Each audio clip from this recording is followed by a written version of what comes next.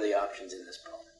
So I asked it again. The options to me are either talk or drive. Talk or drive, right. And can we abstract talk or drive, or what or what? Think. Trying to get the binary. Think or do. With which of the two does the poem ally itself? I think speaking, but in this very concentrated sense, right? Driving provides a space of enclosure and containment for these two passengers, and it kind of forces them to converge on their differences. How else does it align itself with speaking? It's words. It's words. It's a poem. Very in control. To what extent does it ally itself with driving? You realize in the last stanza when you have the voice of the passenger kind of say, yo, like, look at reality, man. We're in a car. You kind of, driving is such a secondhand action, or it's something that's so easy to kind of just do without thinking. It's like you can go on auto drive. I suppose, okay. And so it seems as if he's just kind of on this auto drive mode, and he has to have someone kind of like pull him out of it and be like... Watching this video again, I keep thinking about how the video in itself is really useful, I think, for a classroom setting. Like if, one could ask the students to keep track of the questions that Al is asking, and then write about why they think certain questions get repeated. Mm-hmm. And then, what does that tell you about what we need to be doing as our own class and as readers of this poem? What's at stake? Why are these questions continuing to be pushed? Mm. And then there are teachers who could take notes. Mm-hmm. Like I myself, I realized reviewing this that there's a moment where I just learned by talking and teaching. I learned something about the poem I hadn't thought of. Mm-hmm. And it's something like this. So we get to the binarism of talking and doing in the poem. Mm-hmm. Clearly the poem sees itself as talking, and therefore the speaker, or Creeley, is going to ironize that. But in what way is the poem driving? And as soon as I said that, I thought, what a fucking great question. Because driving and digressing and veering, just walking around, the driverless car at the end of 2LC, these are important points in modernism where the poems go where they're going to go. And this poem is very digressive in its grammar and syntax. And I remember... And it's driving. I guess when I asked that question, I got very excited. Mm-hmm. And I haven't answered it for them, and I don't think I do. I think they figure it out.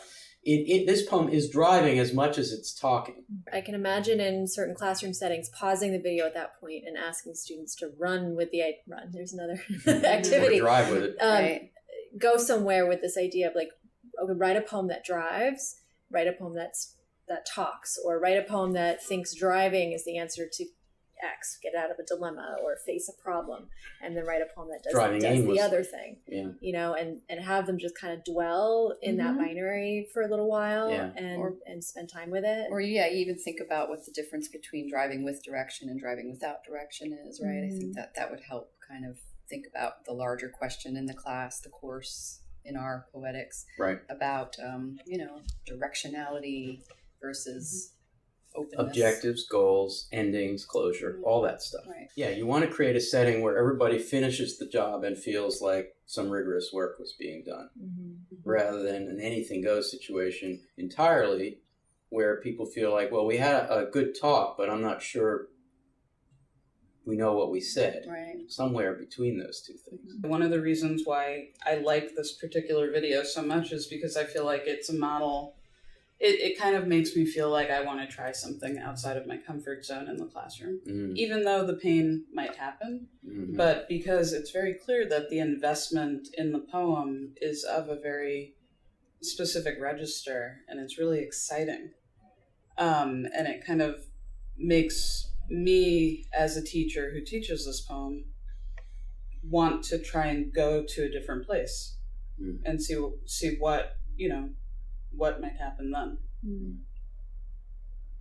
I think that, for me, this is one of those great poems in ModPo where there's just so much that you can let go of control and have a good time. I mean, I enjoy risking the pain of that. When I first started teaching, I used to try to really control things, and I really worried about completeness and getting everything.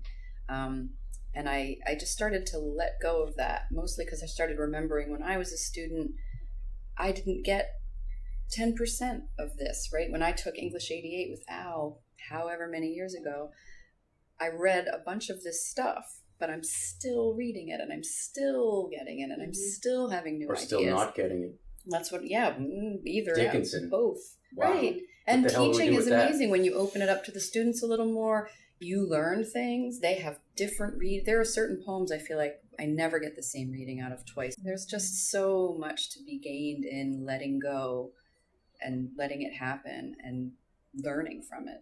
I agree with everything that's been said, and I also am thinking a lot about how the poems teach us how to read them. They teach us how to teach them. These are all the notes you need to a certain extent. Like the poem tells you how to do it. Doesn't give away all the answers. You have to find them in the poem. You have to work with the poem. You can't simply apprehend it. You have to do it in dialogue. You have to do it with your students. Did you just say that the poems teach us how to teach them? I did. Yeah. That Believe is it. so right. Yeah. And aren't we doing honor to the poems and the poets and the aesthetic? Yeah. If we let the poems guide us,